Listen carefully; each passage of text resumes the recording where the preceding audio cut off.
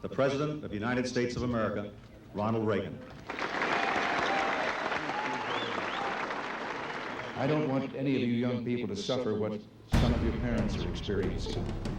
I want you to have the training and the skills to meet the future. Even without knowing it, you're being prepared for a new age. Many of you already understand better than my generation ever will the possibilities of computers. In some of your homes, the computer is as available as the television set. And I recently learned something quite interesting about video games. Many young people have developed incredible hand, eye, and brain coordination in playing these games. The Air Force believes these kids will be outstanding pilots should they fly our jets.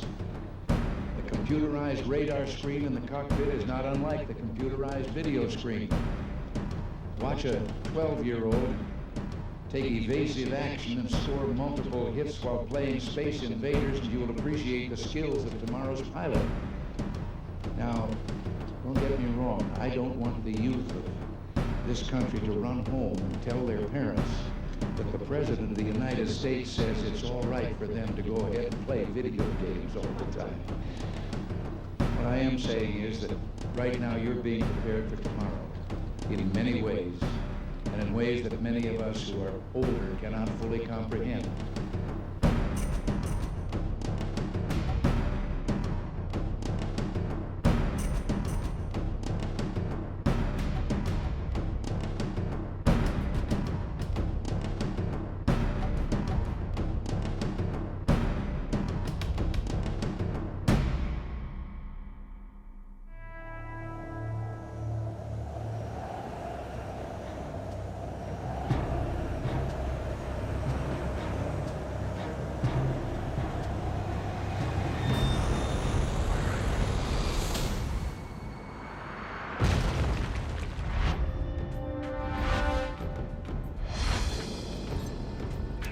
Okay, the enemy's blind.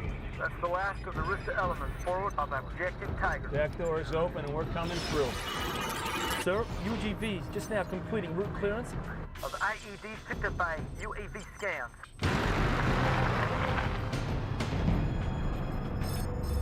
Task Force Dragon across that bridge. You got 20 minutes tops. What's the status on our left flank?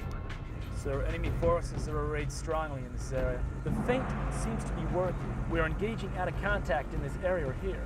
This is how we're gonna play this, all right? First objective. We all go first objective. I want one guy here to stay back in this house building, okay? Yeah. Right here. Once we take A, you be alert, all right? Yeah, I'll be if right they're gonna on it. come all the way around, okay? Yep. Once we hear pistol, we report ourselves in. I want you moving little by little, okay? Scope out, give out position. I'm gonna go around. There's this gate here. I'm gonna scope the area out, okay? By that time, once we're right here in this position, we all gonna move in to center. Yeah. All right? DFS. 1, 2, 3, 4. All right, let's go. Well, I was 16 years old, and the Vietnam War was going on. My older brother was in the Army. I read a science fiction novel, the great classic Foundation series by Isaac Asimov. And I decided I wanted to think of a science fiction story. So I thought, how would you train people? How would you train soldiers for combat in space?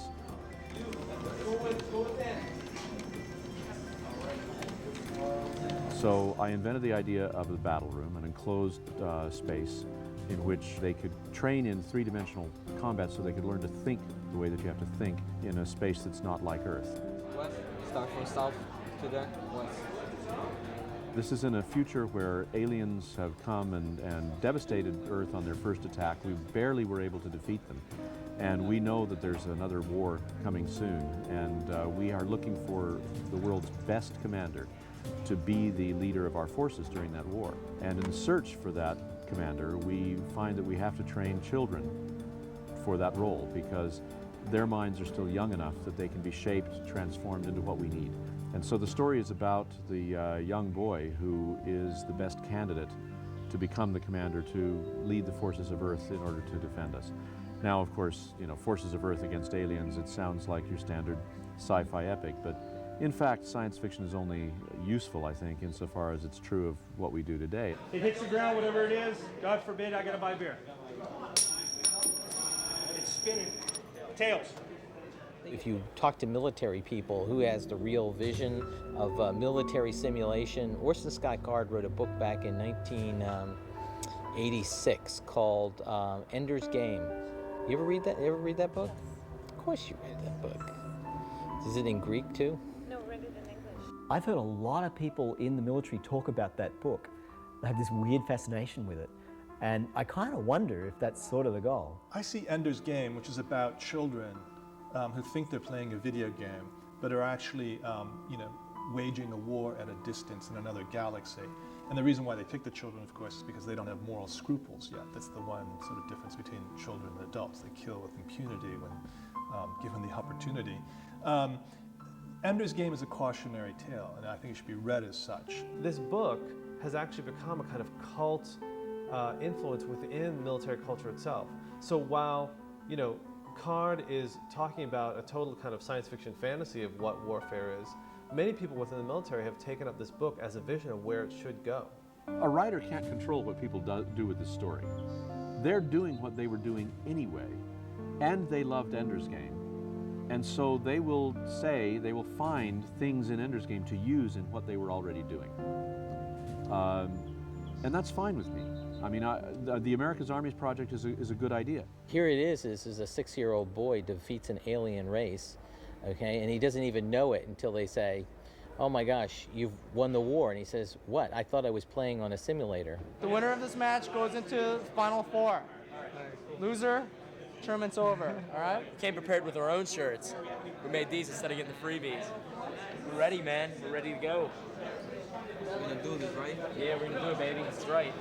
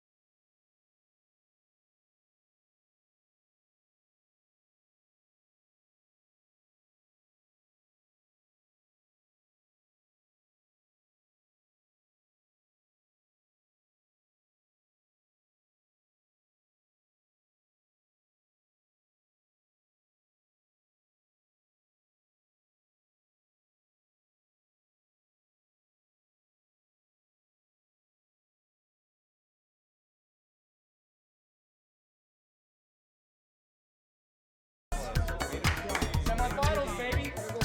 Beautiful, man. I love it.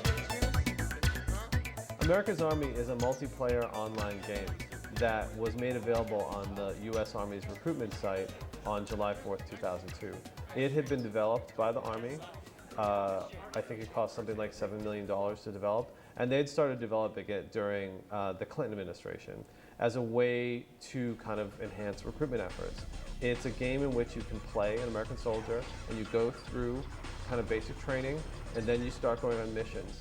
And in 2002, the missions that they uploaded were missions in Afghanistan to coincide with the campaign in Afghanistan. They had to move away from CP. They had to move themselves away. That means spreading out. That means they're going to lower their team. And once we had primary and secondary, we knew we had it because you got an objective that's exterior, which we could take to win, or we had computer. They had to move to spread out to get to those objectives, and we took it.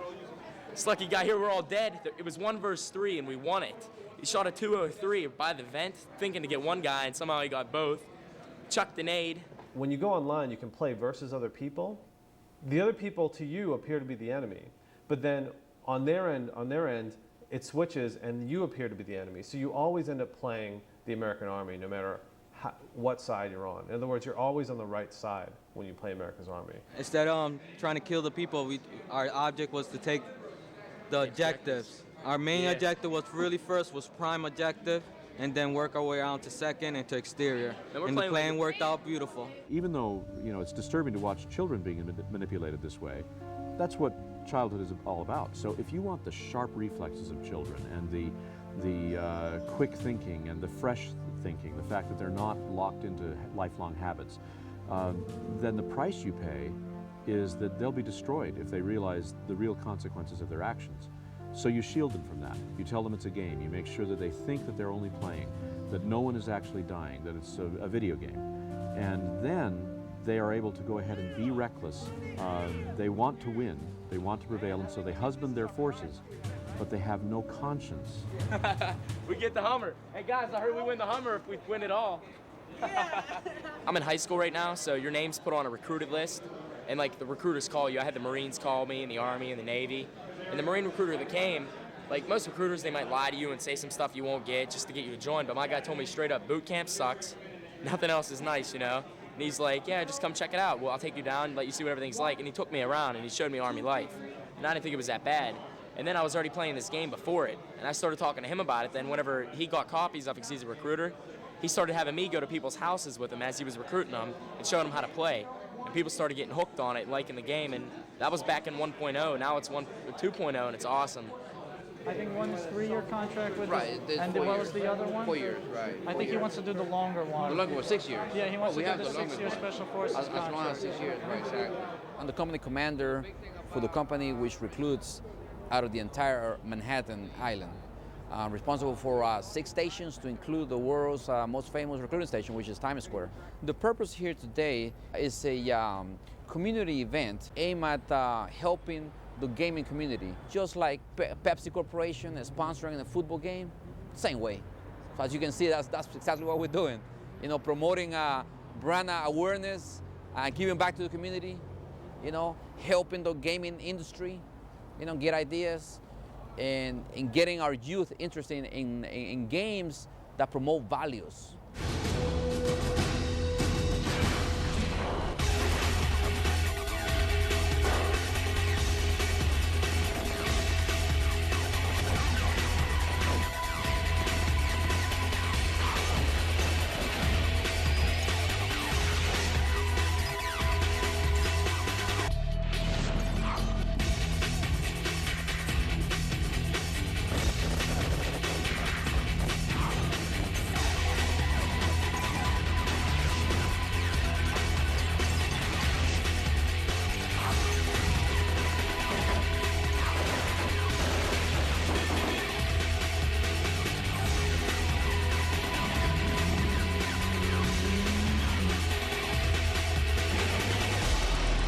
We have been forced to actually allow to compete with other corporations, you know, for applicants, for qualified applicants. It's an all-volunteer task force. You know, we sell the programs just like Microsoft would sell their programs, their management, their career programs. The way they will recruit, that's the way we do it.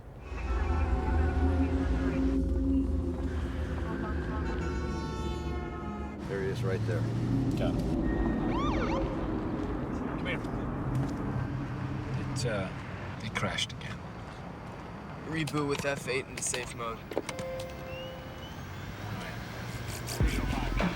Possible hostile target tracking southeast 270 for 50. The military is hiring really high-power, you know, advertising agencies to develop these campaigns for them for recruitment, but they're not selling a bar of soap or Coke. They're selling signing up your life to be shipped out overseas and kill and be killed. Machiavelli says that when your army relies on mercenaries, it's over. You know, power has gotten very weak. And interestingly, that's sort of what's happening to the American military at the moment. Nobody wants to sign up. Nobody really wants to volunteer. But I think that's partly why Rumsfeld's policy is to kind of, can we shrink the military down so it doesn't rely on a mass kind of working class base? We'll use technology and talent and people who aren't really in harm's way as an alternative. But in Machiavelli's terms, when you start thinking in those terms, you're already in the moment of decadence. You're already in that moment where you can't sustain popular faith in the larger kind of military goal. Now let's finish this. On the way.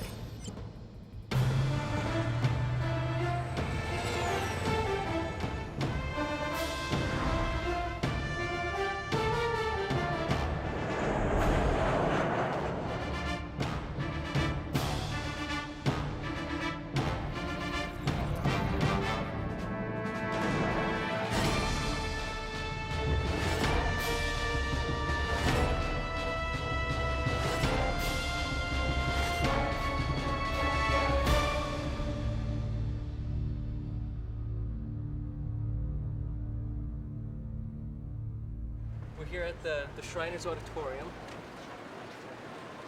and they've been kind enough to rent us this space to put on what is to be the biggest LAN party in New England. This is a day of history for gaming and LAN parties of New England.